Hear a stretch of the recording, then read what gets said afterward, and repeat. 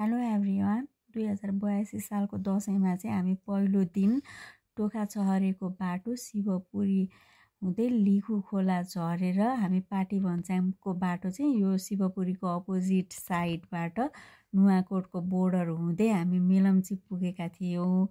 बाहुनेपाटी हुँदै मेलम्ची गएर हामी त्यही बाटो शिवाघाट हुँदै पलाञ्चोक घुमेर पाँचखाल हुँदै पनेपा धुलीखेल हुँदै पशुपतिको आरती हेर्न हामी बेलुका 6-7 बजे पुगेका थियौँ अनि हामी मैती देवी हुँदै घर फर्क्यौँ। यसै गरी हाम्रो घुमाइको दोस्रो दिनमा चाहिँ हामी साँझ निस्केका थियौँ। व्हाइट गुम्बाबाट साँझको भ्यू र सनसेट हेरेर हामी घर फर्क्यौँ। तेस्रो दिनमा चाहिँ हामी तारकेश्वरमा रहेको शान्तिधाममा पुगेका थियौँ। यो शान्तिधाम चाहिँ काभ्रेस्थलीको बाटो हुँदै पुग्न सकिन्छ।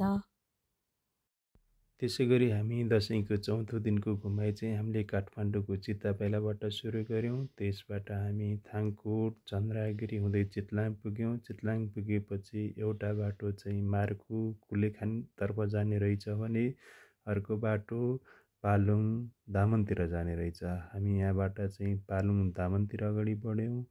हामी दामन पालुङ घुम्दै दामन पुग्यौँ। दामनमा केही समय घुमेपछि हामी त्यही बाटो फर्किएपछि फेरि आएर हामी चितलाङको बाटो जाने कि टिस्टुङ जाने भनेर सोच्यौँ।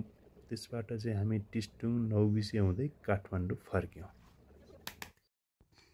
हामीले पाँचौँ दिनमा चाहिँ हामी भक्तपुर नगरकोट कुन्ता बाटो हुँदै पाँचखालमा हजुरबा हजुरआमाको हातबाट टिका लगाएर नालामा मामा घर गएर त्यहाँबाट काठमाडौँ कपनमा बामाको हातको टिका लगाएर बङ्गालामुखी मन्दिर घुमेर त्यो दिन त्यहीँ बसेर भोलिपल्ट घर फर्क्यौँ।